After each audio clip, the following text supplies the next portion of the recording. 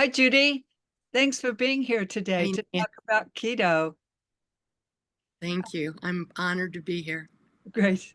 I'm Nan Arkwright, a pediatric occupational therapist, and I have my guest with me today, Judy, who is a retired speech therapist, who certainly has had lots of practice working with kids who have um, challenges with social emotional learning. And so that's what we're going to talk about today, and how we see keto learning, how to be part of a group, how to understand what his friends are liking and what they're not liking. And so I'll go ahead and share my screen.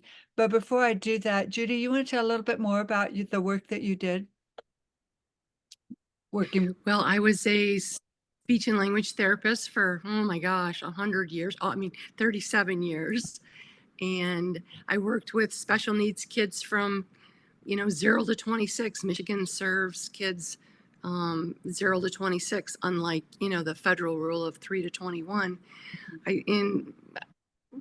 Did a lot of work with kids with language disabilities, challenges, communication was often augmentative communication, and just and I really realized the importance of how do we get kids interacting with each other? How do we get kids communicating with each other?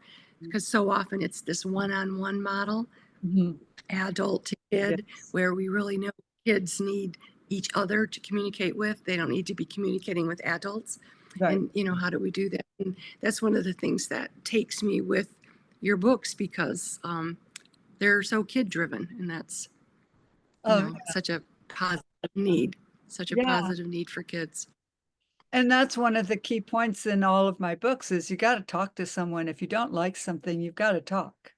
Communication is Right. key, but it can be hard for kids to find the words.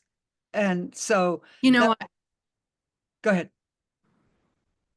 well, I wanted to, I was trying to figure out how I could include this observation that I had with my own grandchildren of the 8 and 6 year old, Mhm. how after I read the book, I kind of used one of the main strategies of, that how they're always, the kids are bickering with each other, my grandchildren, and, it always escalates, of Mhm. course, and it goes from playful wrestling to somebody getting hurt.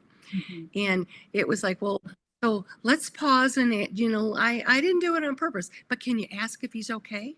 Can Oh, you ask your brother if he's okay? And, are you okay?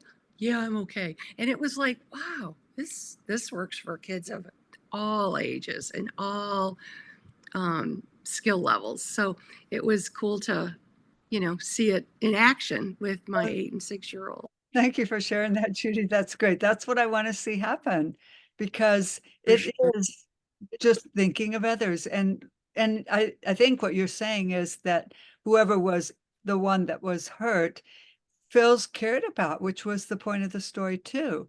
Like Exactly. there's not a Exactly. misunderstanding that you did it on purpose or you were trying to get even with me or something like that. So it really shows, Right. oh, it just dissipates right away when somebody's, Right. Well, and it's just such a challenging concept to teach is, that you don't have to rationalize why you did something or that it was a accident, uh-huh, just oh, it happened uh-huh, and are you okay? yeah, Just yeah, pause. I yeah. love that. Just pause. And are you okay? Yeah, I'm okay. Well, thanks for caring. Yeah, So, exactly. Well, thank you again for sharing that, Judy. That's great. So, I've already done a video with just me talking about those kinds of things in the story, but mhm. I'll just do a quick review of the story and then we can jump into talking about the little activities that are available for kids and for adults who are working with kids to help reinforce and Sure. help implement these ideas that you just shared with us. So,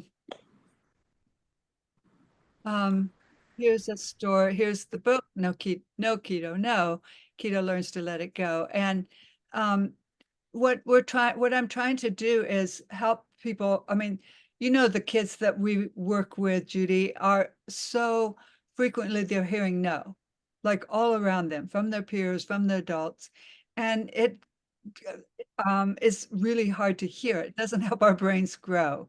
And so I'm trying to show the story going from no, Keto, no, from his peers to yes, Keto, yes.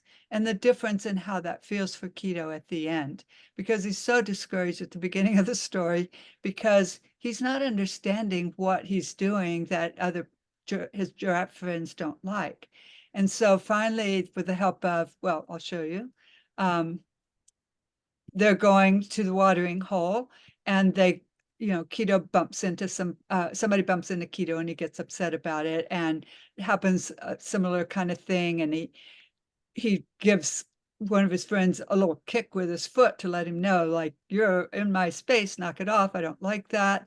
And then he gets upset and the zebras come along, like, what's going on? So this is what happens. And maybe with your grandchildren too, Judy, like it feels like an emergency because something happened that you don't like. They're telling me no all the time. Right.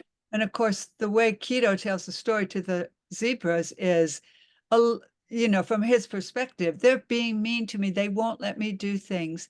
And that's what I hear from kids, that somebody's done that, but they're not seeing the bigger picture and they're not understanding what they might be contributing to the problem. They only see that somebody's Right. doing something to them, which is why it's so important for that check-in. Are you okay? Because then it doesn't feel so much like that. But if without that, it feels like an emergency that the zebras are like, what's going on?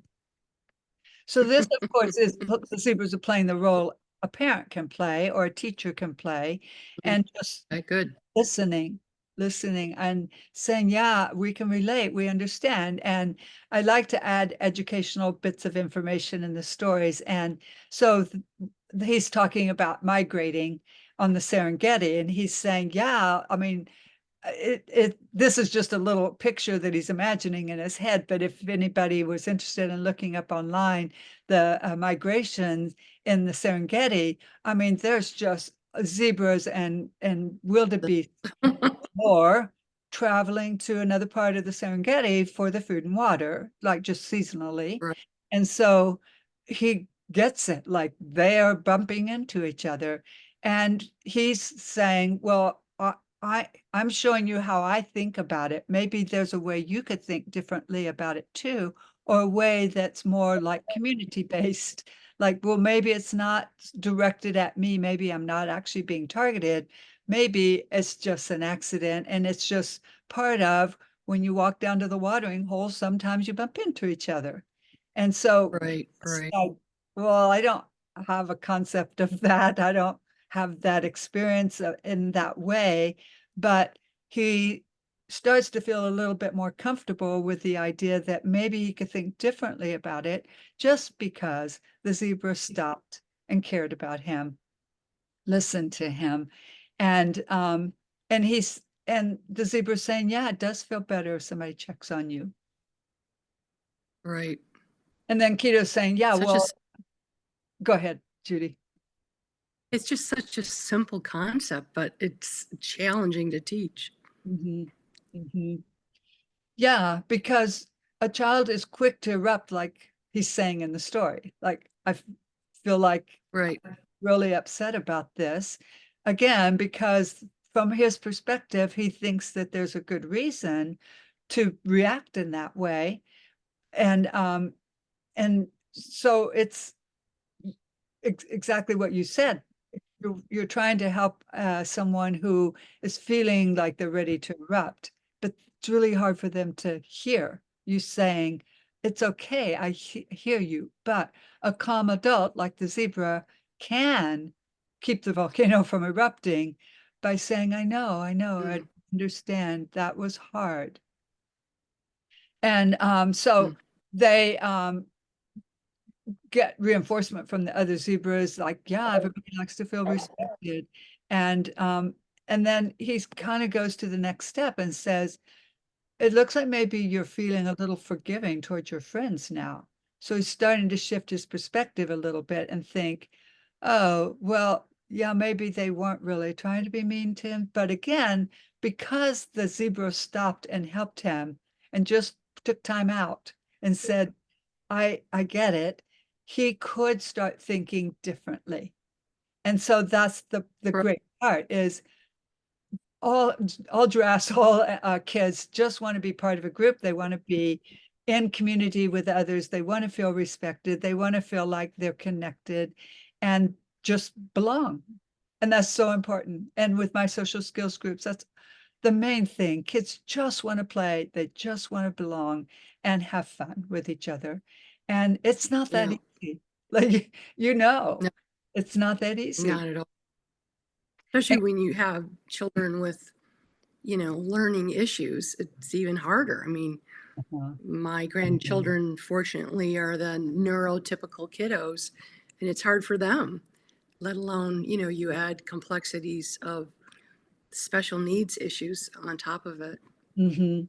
Yeah. Yeah, yeah. And in a few minutes, we'll talk about what some of those things might be that are affecting those interactions with others. So, again, because the zebra has helped him calm a little bit and start thinking differently, he says, "Oh, now he can think logically too, because before it was all emotions. Now he's thinking with his part of his brain and thinking, well, maybe they can help me learn. I mean, he says, then I can pause and remember they're my friends and they can help me learn what to do when I'm upset. Caring friends can help me feel part of the group and safe. And so many kids are so anxious and feeling unsafe in camps this in the summer or in the school year because there are so many things out of their control. And so helping them feel safe. I mean, Keto felt like this is out of his control. Everybody keeps yelling no to me. And I think that that's a lot of how kids are feeling today, and they don't have the tools. And so, um, he's feeling connected, and he says, "I know what, I'll make a plan." And he asks his friends, "If you accidentally bump into you, could you help me learn to let it go?" Which is the theme of the book. Like, don't hold on to it. Don't keep thinking about it. Don't try to think about how am I going to get even next time. Like, let it go. And kids know the phrase, let it go, but they don't really know how to do that. It's hard for them Yeah. because they're thinking like our brains are biased toward the negative to protect us for survival reasons. So if Hmm. somebody's bumping into you, you might think, oh, well, I might feel threatened now. And so I'm going to respond in that way. But in reality, that we're not crossing the Serengeti. There's not a lion chasing after us, but it can feel that way still to kids.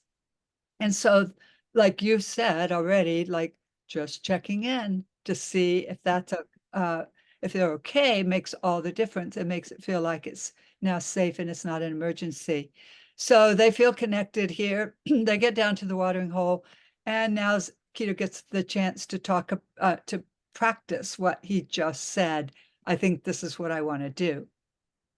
So it turns out these zebras are getting chased by a lion, and one sort of goes off track for some reason and bumps into one of the giraffes who bumps into Keto. And so one of the reasons I put this in the book is because I really try to get kids to think about the messages in their bodies that are telling them Mm, starting to get upset, because we do feel it in our body. And if we can learn to recognize that and connect the dots that, oh, maybe somebody could help me. Maybe I could have a strategy to help calm. Maybe there's something I can do. A lot of kids really resist taking a deep breath. And but I think that, well, we know physiologically it does make a difference. Lowers our blood pressure, all kinds of benefits from taking a few deep breaths. But it's also hard because a lot of kids don't really know how to breathe in very slowly and hold it and breathe out slowly. So there's practice just in doing that. And I think sometimes kids resist doing deep breathing when their parents say, take a breath, because they don't know how actually to do it. They don't have that control over that skill. So that's a separate skill to practice on the side. And Right. his friend, Practicing it when you don't need it. exactly. You know what I mean? Teaching these skill sets when things are okay Yes, and then reinforcing it at time of need. right, right. And kids need a lot of support to learn this. They don't learn it just because you read the story once or because you said, remember, take a breath. They need lots and lots of practice, just like they do with other skills. So here's his chance to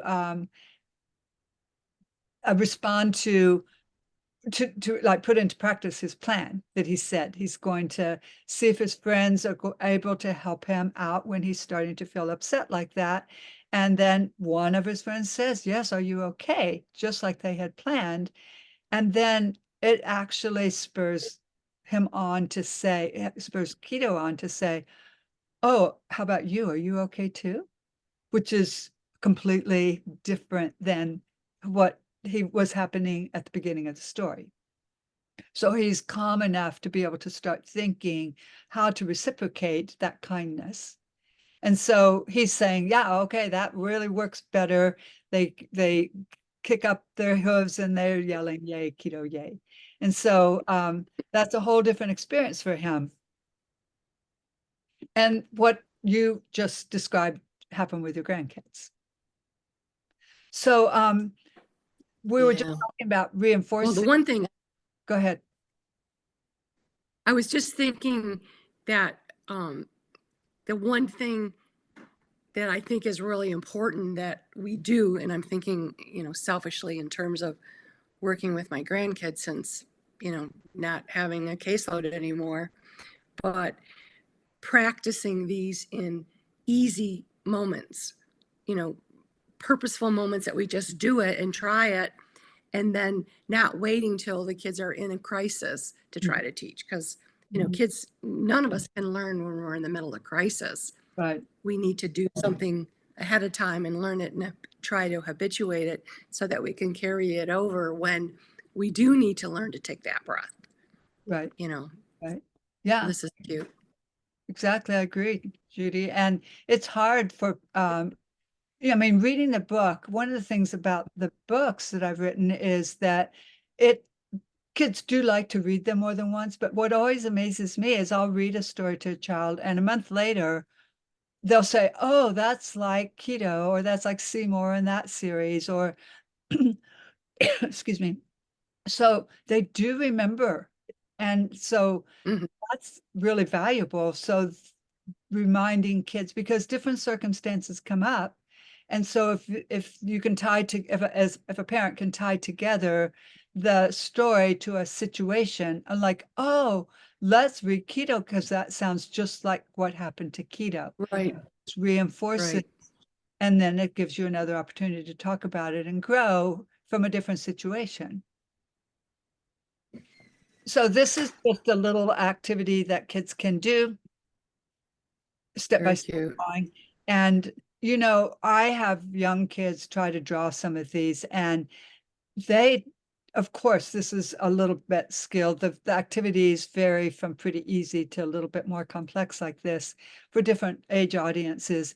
But young kids are willing to try these drawings.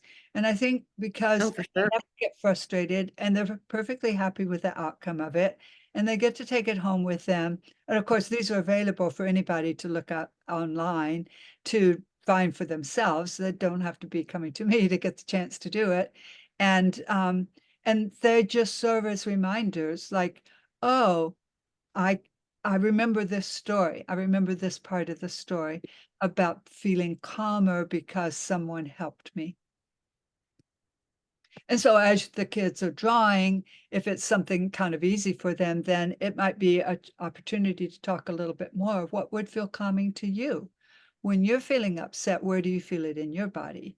When I ask kids that, most often they point specifically to someplace in their head. Sometimes kids Mm. say hands.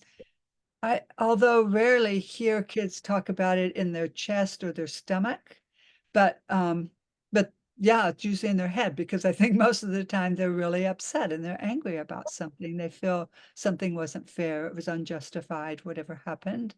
And so, but then I don't see them necessarily in their moments when I mean, they often come to their first session feeling anxious about something because they don't know what they're getting into. But at home, that's when they are showing that how anxious they might be. And I don't know if, hopefully adults are helping them understand, like maybe if it's in their stomach or in their chest, it feels tight, or their stomach feels like butterflies or something like that, that parents can help relate that same feeling. Like, oh, remember Keto felt this way when he was really angry. Our bodies do give us messages. Maybe you could find in your body where you're feeling anxious about going to your first day of camp, or anxious for your first opportunity to go to this birthday party, whatever it is. Mm. And here's an opportunity again, same idea, like it's fun to color. It doesn't matter how it looks. One child can color this and it looks, every little line is colored in the lines, and other kids are just like coloring over it. And because they're 3, and that's how their skill Right. level at that point, and all of it's fine. It's just, again, meant to be fun for kids and reinforcing. And then these are just pictures I took when I was in Africa. My favorite is, I mean, I was looking for interesting stripe designs and interesting patterns with the animals, because the stripes, I mean, I know you went to Africa, and it's interesting how the stripes confuse the predators. And so I was noticing, Exactly. and how it, like the bottom right one, like a predator's going to go, what? A two-headed giraffe? I don't even know what to do here. And Yeah, it is amazing. and And I, they clearly know. They clearly know because they stand in very weird positions to yeah, exemplify that even more. smart. Yeah. And then you've got this little baby who's brown, and I wonder, Oh, why he's brown and not black, mm, because he's stands out more. I don't know. yeah, Interesting yeah, question. who knows? Um, and then this again is an example of something that's pretty easy for kids, but the idea is to talk about the things that happened in the story. So Keto first is upset, he's kicking his friend, and then he sees the zebra who's helping him calm, and then he has the experience of, what am I going to do because my friend bumped into me because of the zebra? And then the ending of the story is like, oh, yeah, that felt better, and then the celebration with all his friends. So it's a quick That's very, visual that kids can hold into their heads when they're in another situation. Like, I can go through this process and come out okay. And I can move from no to yes. And there are steps to it, but I can do it just like Keto. yeah, that's very nice.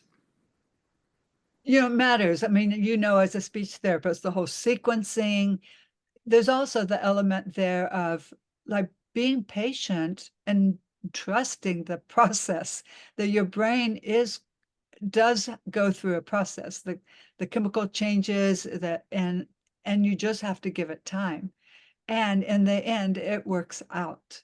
And of course, when kind of as you were saying, in the moment there's nothing that you can do that just say, oh, do this and now you should feel better.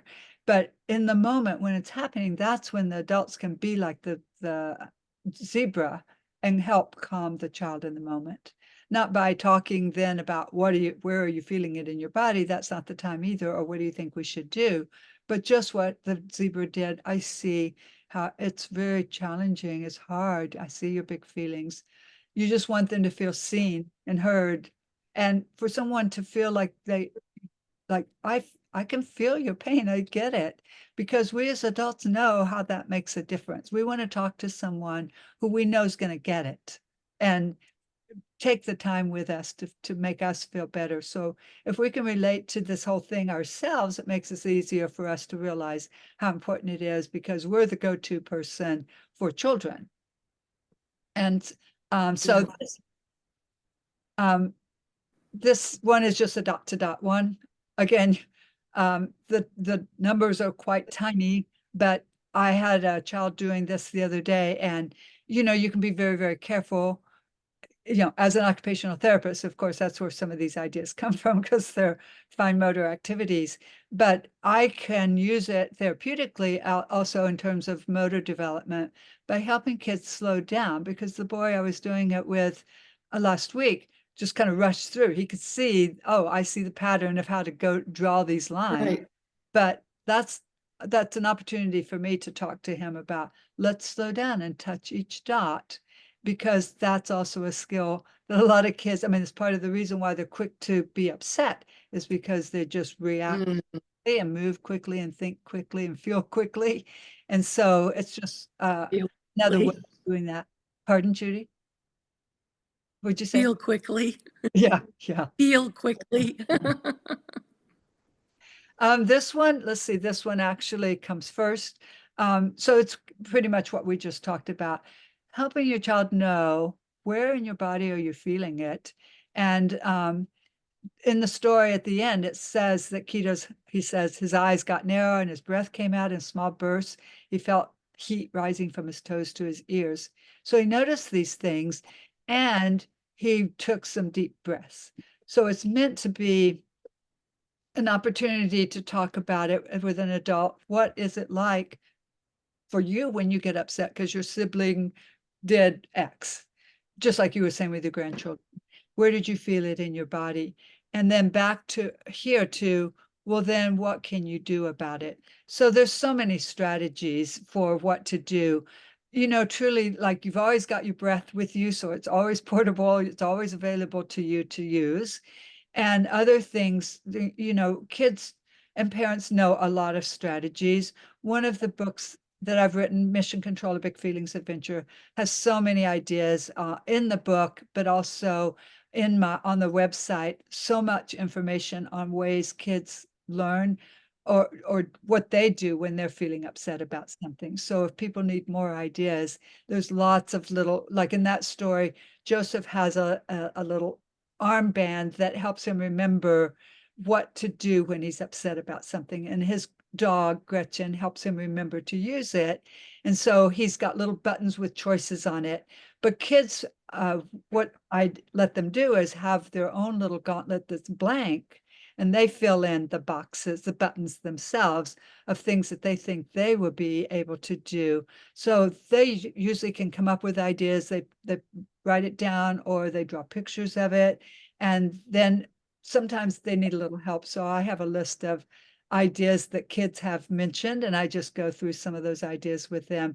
And they say, oh, yeah, that one. Oh, yeah, that one. So there's lots and lots of ideas of what other kids have done online.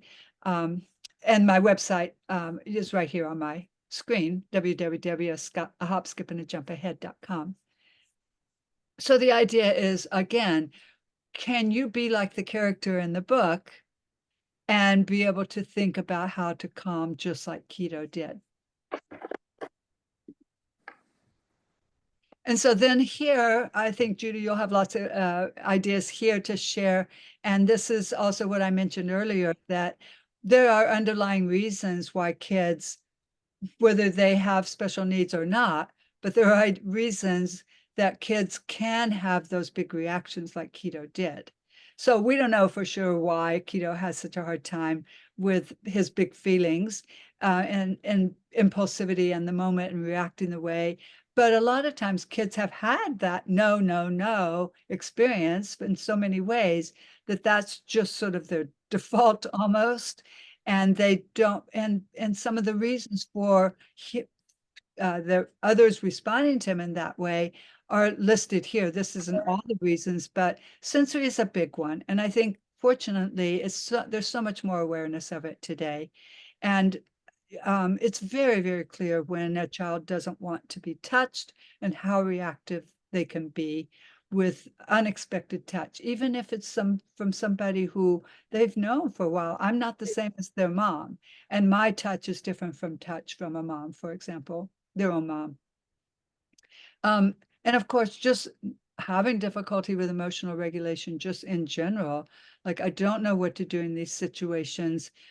It's hard when kids don't know the it's sort of all or nothing kind of reactions, and there's something in the middle Mm. between all or nothing.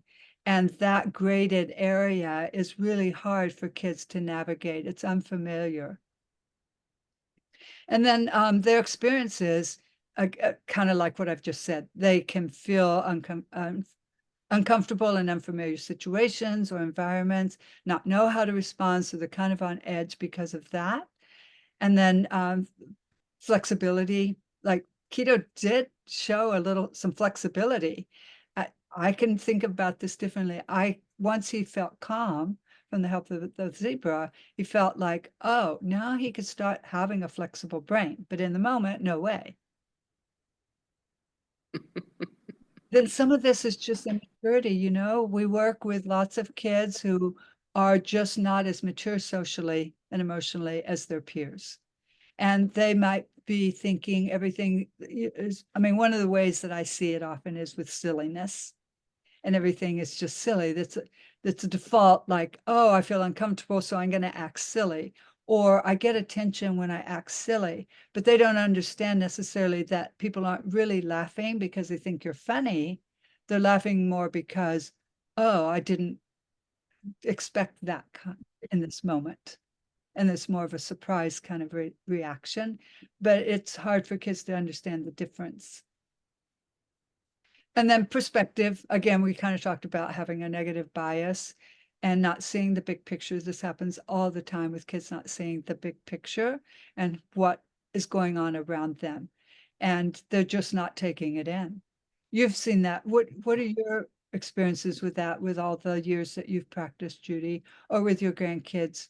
Do you see that No, sometimes I couldn't help but think as I was reading, listening and reading these with you, that these are these transfer to kids of all ages, of adults, Right, people whose true, feelings get hurt, or, who are quick to anger, regardless of your age. right, Um, good point. we're trying to teach kiddos this, but, this is good content for adults as well. Mhm, Um, I think, I certainly don't think kids see the big picture mhm, by any means, you mhm, know. I think experiencing the uncomfortableness in an unfamiliar situation, all of a sudden they're in school and they have a substitute, or a new kid comes, or, they have to change classes. I think that emotional regulation is huge. It's mhm. huge. How do you put your head around understanding that? I think, kids understand being happy, Mhm. but Mhm. they certainly, fall apart with regulating, if they feel sad, and what are they bringing to the table to them from home? Yeah, What's in the baggage that, they don't even know what's in the bag, so right. these are really good things that these are really good examples of what you've listed. Oh, thank you. It's like I want a sub note that says, and you as an adult would probably benefit from Yeah, pondering how this is pertinent to your own world. yeah, it's true. Because how True. can you teach a little one? How can you teach a little one this if you have issues? But Yeah. it's definitely all content that needs to be discussed in neutral, happy learning situations Mhm. Mhm. before you get into the troubled times when you need it. Yeah, for sure. Exactly. And one of the things that's not on this list, but what you said made me think of this. It also their reaction to things is also often just kind of how full is their tank? How many inner resources do they have available to them in that moment? And if they've had a struggle at home and it's Exactly. been upsetting to them and they go to school, they're most likely going to have a whole lot more trouble regulating in a situation like Keto's.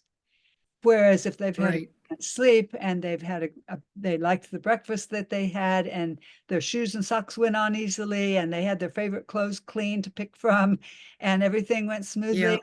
They got to be at first one out the door and got to be the first one in the car, all those things that matter to them, They which all, are not usually yeah. happening every day. But then they're going to handle their day in a different way because they're filled up. So Yeah. adults have a lot of control over that situation. I mean, not full control. We don't know what's going to happen from minute to minute when we're trying to get kids out the door, but there are things that can be planned out in advance, just like Kito had a plan. Well, I'm going to do this. So if Yeah. it's not going well, think about what plan can work better. And that's what adults can have some control over, is thinking through the morning. And I always hesitate to say to parents, well, you could get up maybe 15 minutes early, even though nobody I likes to know. do that. But 15 minutes for the parents who do it, they say it makes all the difference, because you've got Oh, a little bit of margin there to be patient and to take the time right. something's needed. Because when it's up front, it's a minute. When it's after the fact, it's a long time. And then Right. 1 minute, Right. things feel good to the child and to the parent. And when it's the aftermath of 15 minutes or even longer for many kids, then what did they learn in that moment? And then they Yeah. are off to school with a different perspective on how things are going to go for the day. Right. And Right. of course, their own view of themselves. And that's kind of what was portrayed in the book too. Kito's not having such great self-esteem because he feels like he's hearing no all the time. But it Right. changed. This view of himself completely changed at the end. And Right. these are just strategies that might help.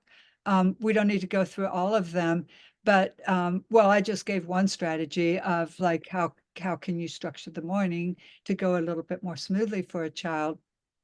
But in addition to that, it's just like having that chance. A lot of parents tell me that their children at bedtime is when they struggle. All these things come out for them right at bedtime. And then they are wound Mm. up and hard to get to sleep. But then they're not ready to talk about it another time. They want to play, it's time for dinner, all these other things. And so that's their time where nothing else is happening. They know there's nowhere else to go. And then all of a sudden it comes flooding out of them. And it's just a lot. And so I mean, it's wonderful to be able to talk through those things because it kind of empties their backpack from the day's events and helps them get Mm-hmm. filled up with the connection with their parents and the confidence and encouragement from their parents to get back out there the next day and let's go again and learn from this and implement that new strategy tomorrow. It's a big thing. Um, It's a big thing. and the other thing that I really try to promote with parents, and it's always amazing to me how skilled kids are at solving problems. So whenever I try to set them up to solve their own problems, and a lot of the other books have games that go along with them, and they're problem solving games. What would you do if?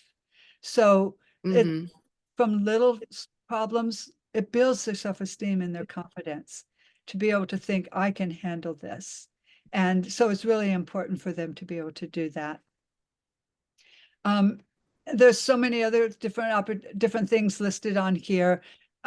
We can, and I'm sure as a speech therapist, you did this, talk about things using a story, reading a book about something, Oh, just what we're talking about now.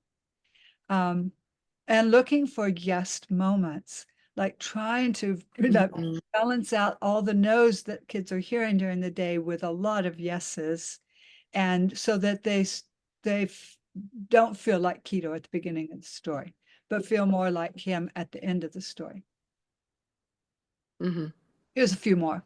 Um, and then also this idea about I found out about this book after I had written the story, but the Yes Brain, Dan Siegel and Tina Payne Bryson have written a book about this and how all about the yes brain and the no brain and how it feels. And so it's a good read. And then this is the just saying like, well, how can you functionally make a difference at home in the ways that we're talking about? So an example I put up there was if your child comes in with muddy feet, instead of reacting like, what, muddy feet? Why are you, didn't you notice your shoes were muddy? But asking, oh, can you slow down and think about what to do with your shoes? Now they're solving the problem. They're not being told no. They're Yeah, that's saying, tricky. asking a question. And if a sibling Yeah. wants a toy, you didn't expect that, did you? Like, that's what happens to kids. They don't expect things, and that's what they're reacting to. Do you want to help or do you know what to do? And kids do know what to do, but sometimes they'll ask for help. But it's more of an invitation, more of a curiosity kind of questioning, rather than an adult telling the child what to do, which can feel negative to them. And so there's just a list here of other ideas that keep on the refrigerator or something like, oh, these are responses I can have instead of just a no response. So here's some for you for your grandchildren too, Judy. I know. I was thinking I need to print this for the fridge for all of us. Well, You know, my this one door. is just a fun activity. Find all the yeses. So putting the emphasis on the word yes. It might Well, be. I one of the things that I love about the book is, the illustrations are clear, simple, and predictable, Mhm, because predictability is everything when it comes to learning language. Um, so you flip a page and you don't have to reassess what's happening. You know where they are. You know what I mean? So it's just about the story content and how I like how you have them practice and then go back and relearn. You know what I uh-huh. mean? And then try to implement. Um, teaching kids to self-advocate is such a tricky skill. Mhm, And I like how you've done it with, caring animals, uh-huh. and, your support materials are fantastic. I Thank you. mean, I almost think, it's like, let's give it to people in a list form so they can put it up on their fridge, Yeah. because it's so telling. Let's see. Um,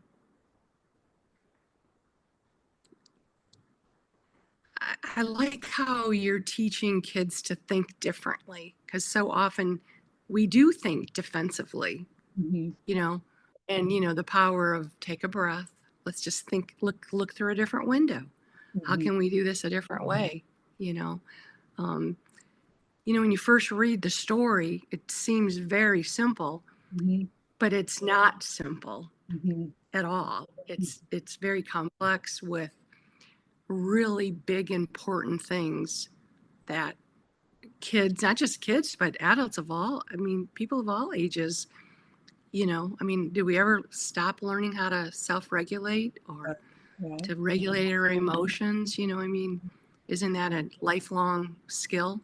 Mhm, And, mhm. um, I'm looking forward to reading the book with my grandkids because I Uh-huh. see it's such a, what's the word? Such a diving board. Oh, yeah, that's a good word for it. Such a diving board for so many other important strategies for them to learn, Mhm, to learn to, I think it could be the key to helping them learn, so, there's silly bickering and then there's escalated, yeah, you yeah. know, and I think, there's my new counter, um, that it's such a huge skill set and I do need to go. Thank you so much, I'm Judy, for being with me today and doing this. It was great. It was great. I loved Thank having you. you and getting to connect with you today. Okay. Take care, kiddo. You too. Bye. Bye bye.